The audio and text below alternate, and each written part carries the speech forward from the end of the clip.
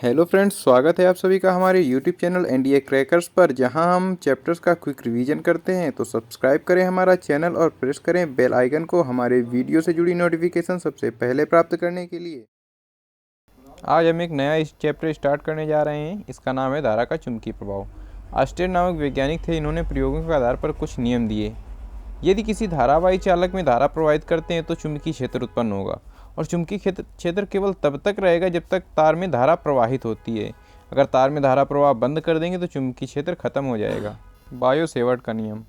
Biot-Savart के नियम के अनुसार एक फार्मूला आया था, dV बराबर μ0/4π I dl sin θ/r², जहाँ पर k बराबर μ0/4π जो कांस्टेंट है और इसका मान 10⁻⁷ होता है। μ0 का मान 4π × 10⁻⁷ होता है, जो इसे निर्वात की चुंबकशीलता भी कहते हैं। बायो-सेवर्ट के नियम का सदिश रूप। dV वेक्टर बराबर KI dl sin θ/r² into में r कैप। तो ये हो जाएगा dV वेक्टर बराबर KI dl sin θ/r cap upon में r, और r² से r का मल्टीप्लाई हो जाएगा तो dV वेक्टर बराबर हो जाएगा KI dl sin θ r vector upon में r³, जिसे dV वेक्टर बराबर KI dl vector cross r vector upon में r³ लिख सकते हैं। अब आपके सामने एक एग्जाम्पल। संलग्न चित्र में AB भाग में धारा प्रवाहित होने के कारण केंद्र O पर चुंबकीय क्षेत्र की तीव्रता कितनी होगी। तो AB के कारण चुंबकीय क्षेत्र की तीव्रता 0 होगी, क्योंकि AB O से 0 अंश का कोण बनाता है और साइन थीटा बराबर 0 होता है। इसलिए बायो-सेवर्ट के नियमानुसार B बराबर 0 होगा। चुंबकीय क्षेत्र की दिशा ज्ञात करने के लिए हम दाएं हाथ के अंगूठे के नियम का प्रयोग करते हैं, जहां पर अंगूठा धारा की दिशा को प्रदर्शित करता है तथा हथेली चुंबकीय क्षेत्र की दिशा को प्रदर्शित करती है। यहाँ क्रॉस अंदर की ओर तथा डॉट बाहर की ओर होता है। वृत्तीय धारा के लिए दाहिने हाथ के अंगूठे का नियम, अर्थात जब तार वृत्ताकार हो तब मुड़ी हुई अंगुलियां यदि धारा की दिशा को प्रदर्शित करेंगी तब अंगूठा चुंबकीय क्षेत्र की दिशा में होगा, और इसे हम दाहिने हाथ से प्रयोग करेंगे। संलग्न चित्र BCD के कारण चुंबकीय क्षेत्र की तीव्रता अंदर की ओर होगी। एम्पियर का परपथीय नियम। यदि लूप से गुजरने वाली कुल धारा सिग्मा I हो तो चुंबकीय क्षेत्र का रेखीय समाकलन सिग्मा I का μ0 गुना होता है। वृत्तीय धारा की विभिन्न स्थितियों में केंद्र पर चुंबकीय क्षेत्र। अगर चाप केंद्र पर थीटा अंश का कोण बनाए तब चुंबकीय क्षेत्र μ0/4π I × θ/r होता है। यदि चाप केंद्र पर 2π - थीटा कोण बनाए तब चुंबकीय क्षेत्र μ0/4π I × 2π - θ/r होता है। इसी प्रकार अगर अर्धवृत्ताकार चाप बनाए तो थीटा बराबर 180 अंश हो जाएगा, और यदि वृत्तीय धारावाही लूप बनाए तो थीटा बराबर 4π या 360 अंश हो जाएगा। व्यास के परितः धारा का वितरण। यदि कोई धारा एक वृत्त के रूप में वितरित हो जाए तो उसके केंद्र पर B बराबर 0 यानी चुंबकीय क्षेत्र की तीव्रता 0 होती है।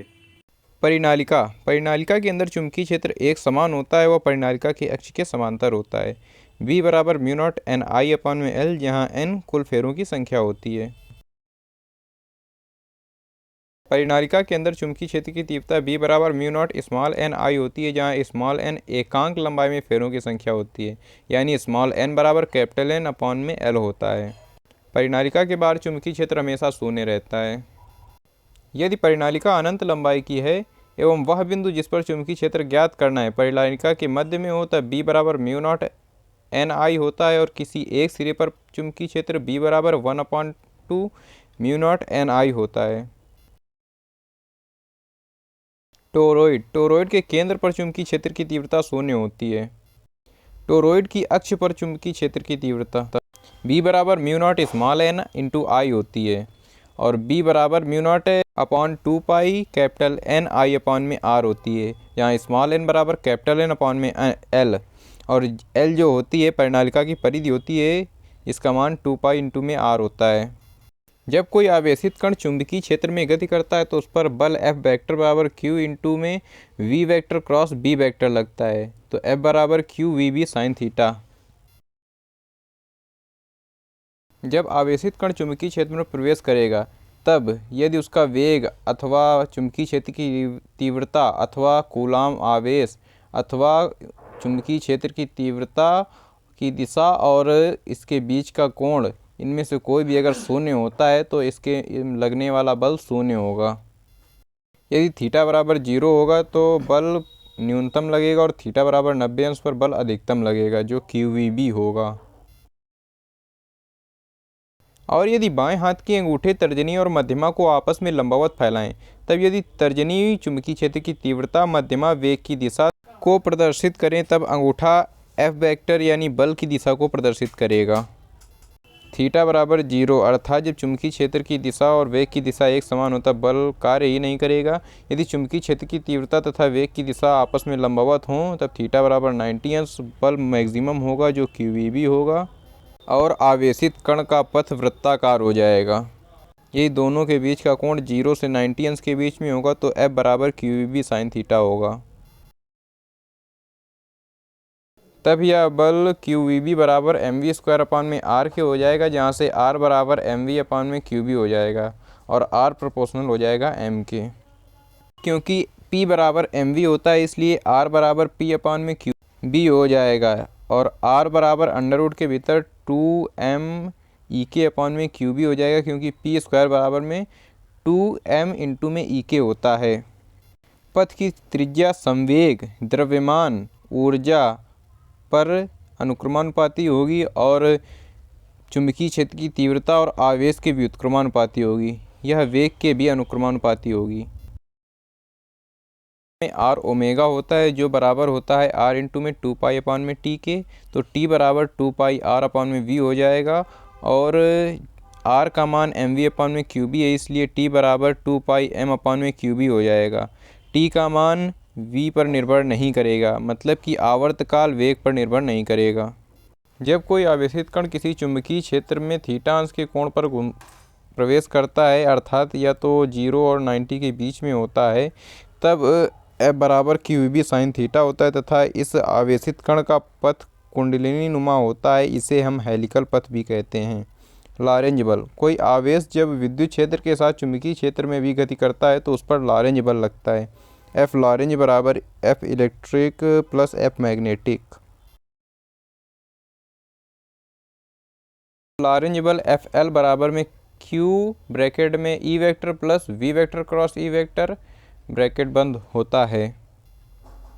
साइक्लोट्रॉन एक ऐसा उपकरण है जिसके द्वारा धनावेशित कणों को जैसे अल्फा और ड्यूट्रॉन आदि को त्वरित किया जाता है, जिससे ये कण उचित ऊर्जा पाकर नाभिकीय विखंडन कर सकें। इसका सिद्धांत यह है कि जब विद्युत क्षेत्र आवेशित कण को त्वरित करता है जबकि चुंबकीय क्षेत्र इसे निश्चित आवृत्ति से वृत्तीय कक्षा में घुमाता है।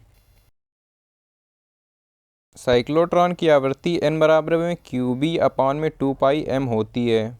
साइक्लोट्रॉन द्वारा किसी आवेशित कण को दिया गया अधिकतम वेग स्मॉल r इंटू में b into capital R maximum upon में m होता है और अधिकतम ऊर्जा E मैक्सिमम बराबर QB R मैक्सिमम का होल स्क्वायर अपान में 2m होता है।